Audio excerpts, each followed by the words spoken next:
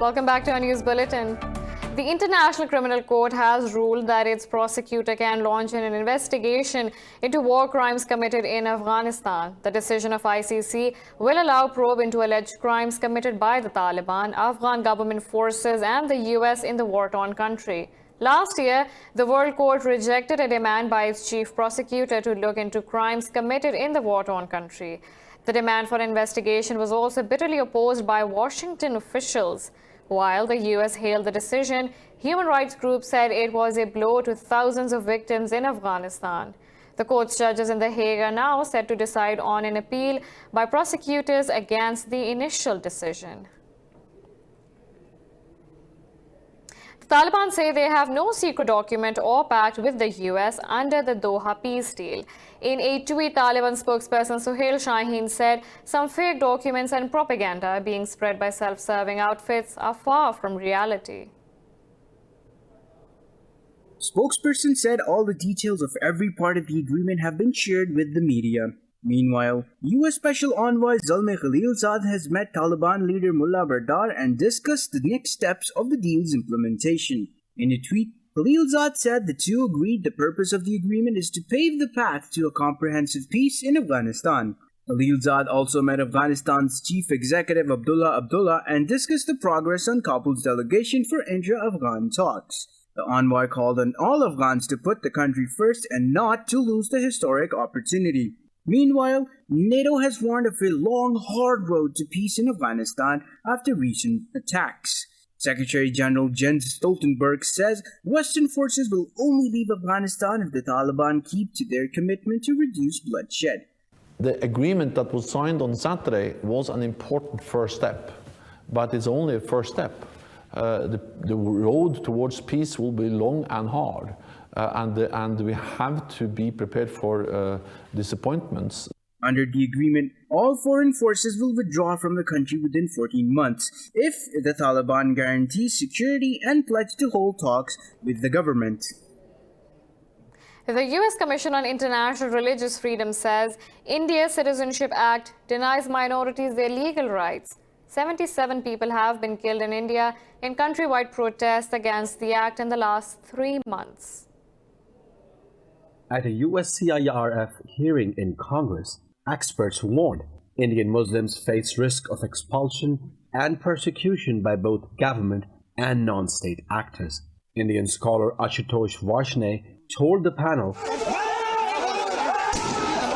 Modi's government's law is against the inclusive definition of citizenship. He said something deeply injurious to the Muslim community can happen once their citizenship rights are taken away.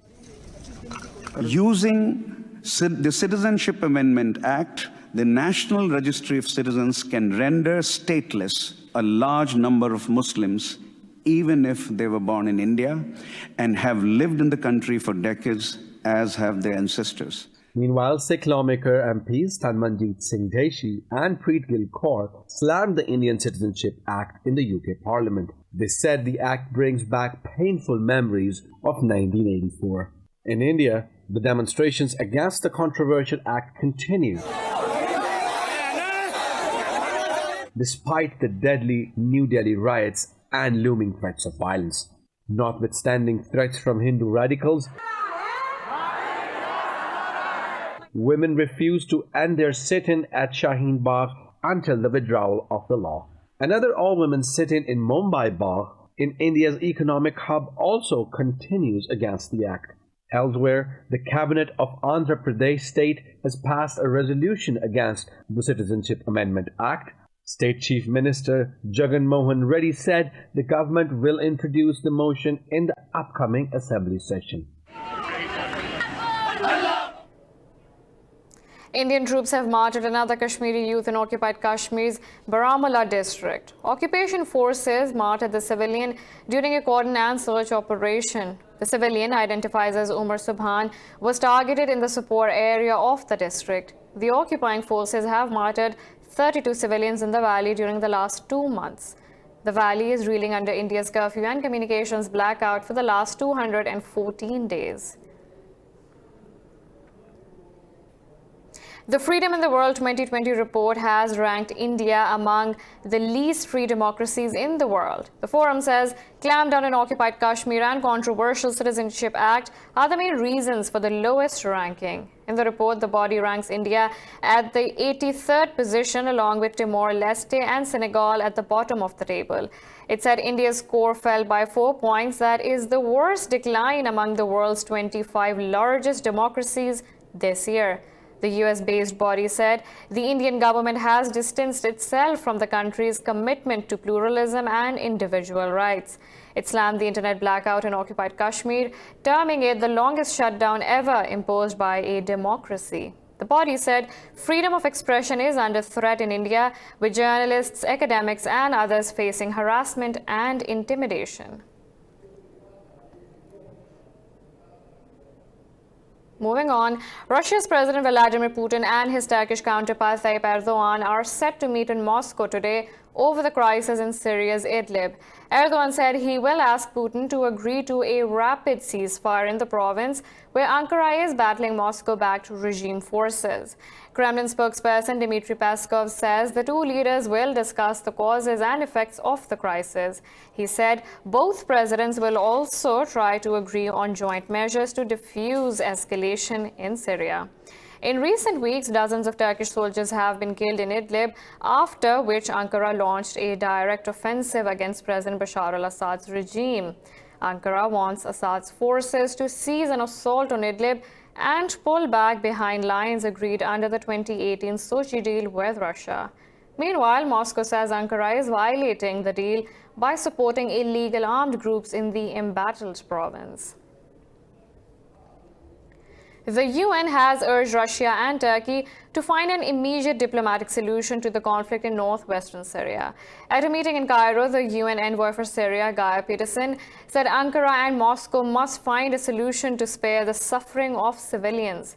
Peterson described direct clashes between the Syrian and Turkish militaries in Idlib as a worrying change in the nature of the conflict. He warned that 5 international armies active inside Syria increase the danger of a wider international conflagration.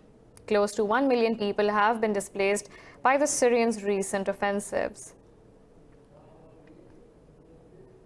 EU member states say the bloc strongly rejects what it sees as Turkey's use of migrants for political goals. This comes after Turkey's President Recep Tayyip Erdogan's government denied that it was using the threat of a wave of migrants to block the EU.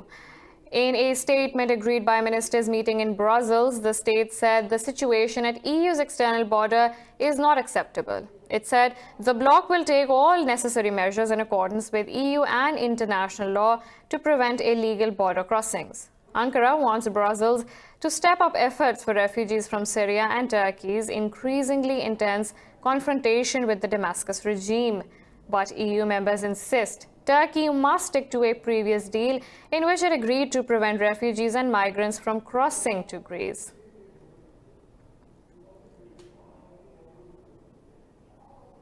In Greece, riot police have fired tear gas at hundreds of migrants trying to cross the border from Turkey. Turkish officials say 2 migrants were killed and 5 others wounded in the firing. More in this report.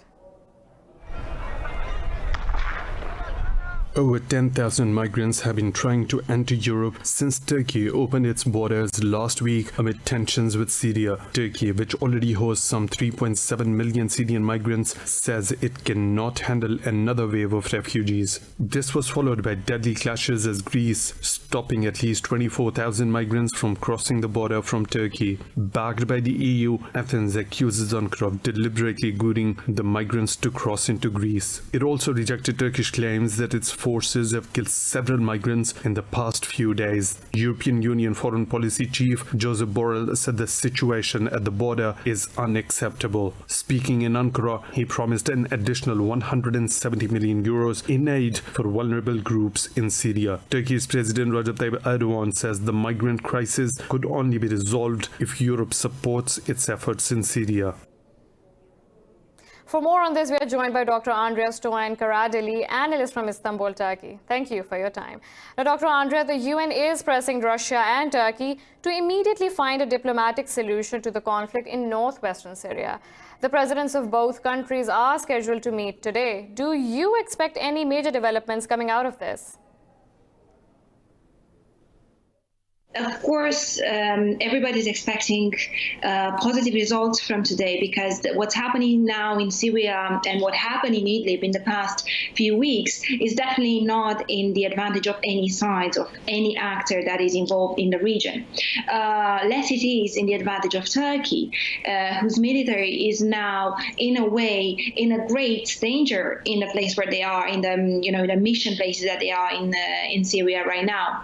Of course, Turkey has been the actor that has been stating from the very beginning its role in Syria and the reasoning behind its implication in Syria, and that's defending its own 911 kilometers of border that it has with the country. And therefore, not just the UN, but all the world is waiting for the results from this meeting. And hopefully, if not direct, pragmatic results, but at least the beginning of a further developing dialogue would be the best option. It is important to mention here as well the fact that when European countries, European officials tried to have a dialogue and to propose a dialogue to the Russian president, he stated that he would like to solve this issue together with his dear ally, the Turkish president, Recep Tayyip Erdogan. Therefore, we are definitely looking forward to what's going to come up from the meeting that is going to take place today. The entire world has its eyes on the meeting. Now, moving forward, the EU has rejected what they said is Turkey's use of desperate migrants to pressure its neighbors and strongly backed Greece's border crackdown. How do you see this crisis? The crisis that it has been developing. It's not something that's happening today, or it has happened in the past days, or it was just triggered by Turkey's step towards opening the borders to the migrants to leave the country. This crisis has been developing in the past years, since 2010, 2011, when those refugees started to come to Turkey.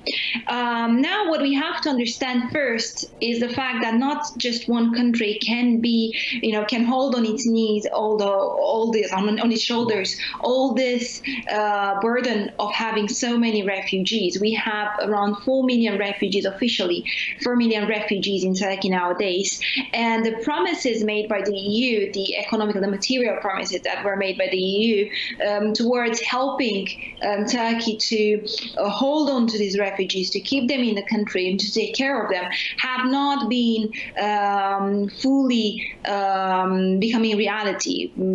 Just half of the amount of money that were supposed to be paid were paid so far. And of course, Turkey, who is already having a lot of expenses, and it's not just the expenses that it has with the refugees, it's also the fact that Turkey has been investing a lot of money in this defense infrastructure as well, giving its implications in the Syrian war, and not only. We have to work together. There is no point in rejecting one side's story, one side's step, but what needs to be done is to come together to the table and sort out this, because this is not Turkey's problem. This is not just the EU's problem. This is everybody's problem nowadays, and it's not the one that has been developing now, but it has been developing for a long while, and unfortunately no one has really, except Turkey, has really done anything to help it.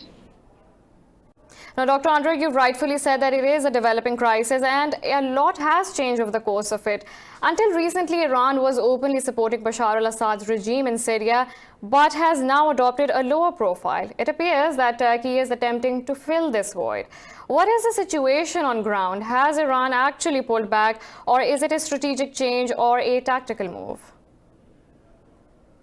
I think Iran has a lot of it on its table right now, bearing in mind the coronavirus crisis that it is facing.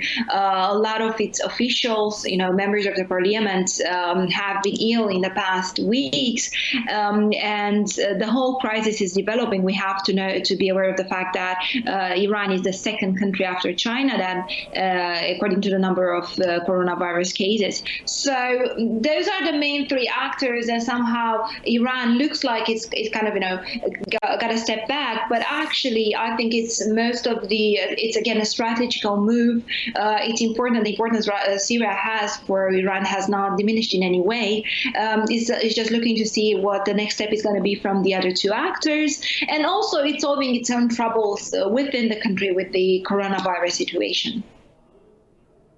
We were in conversation with Dr. Andrea Stoyan-Karajali, analyst from Istanbul, Turkey. Thank you for your time. Now moving on, Syria says it has shot down Israeli missiles over the country's southwest Quneitra province. State media says the missiles were launched from airspace above Lebanon and the Golan Heights. Officials say none of the Israeli projectiles reached their targets. There has been no immediate comment from Israel. Since the start of the Syrian war, Israel has carried out hundreds of strikes on the country's territory against what it says are Iranian and Hezbollah targets. We have a lot more coming up right after this short break, so stay tuned.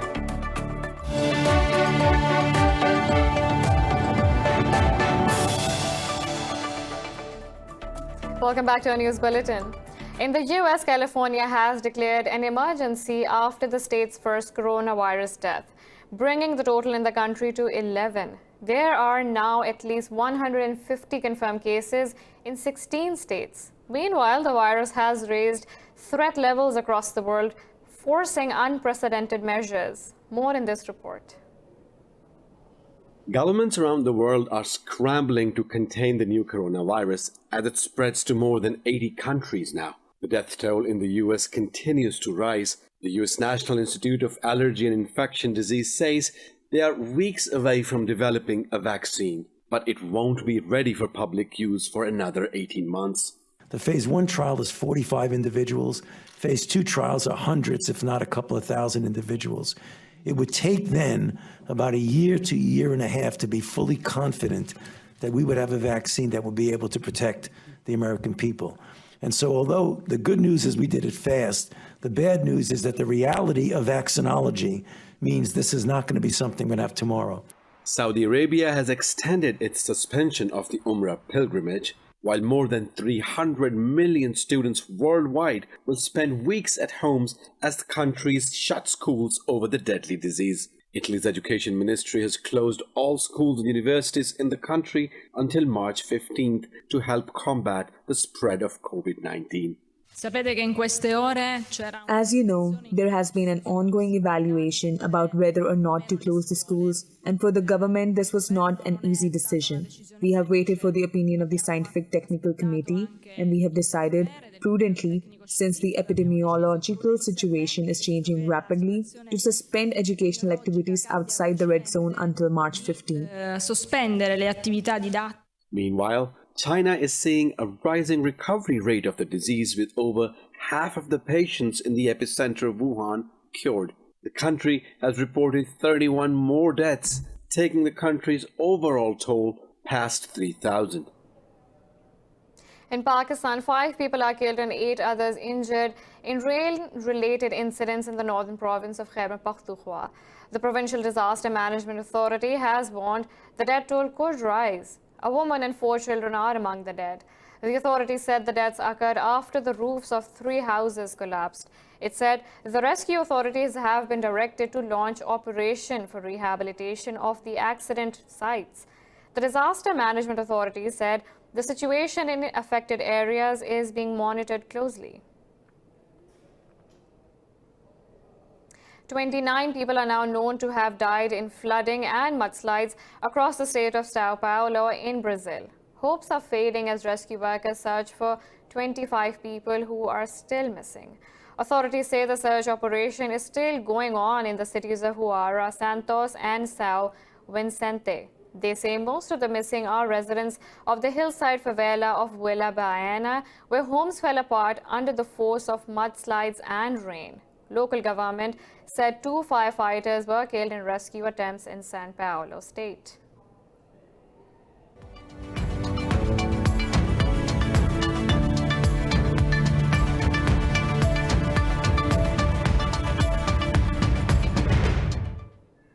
European stock markets are trading lower as investors continue to wrestle with uncertainty despite stimulus hopes. London's FTSE 100 is trading over 0.5% lower after Capita stocks plunge over 15%. Average stocks fell over 10%, while ITV shares lost 5.5%. Frankfurt's DAX has lost a fraction. CAC 40 in Paris is trading marginally lower. In Asia, Hong Kong's Hang Seng led the gains, closing over 2% higher after shares of life insurer AIA soared nearly 3.5%. Shanghai Composite gained nearly 2%. Meanwhile, international Brent crude oil price pared early gains and is trading over 0.5% higher.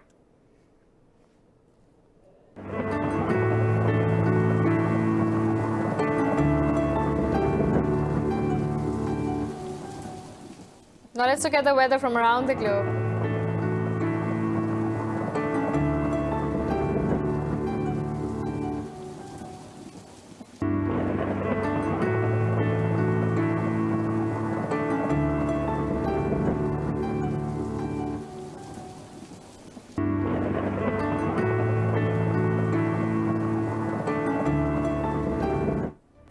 This is all for now. For the latest updates, you can follow us on social media at indus.news.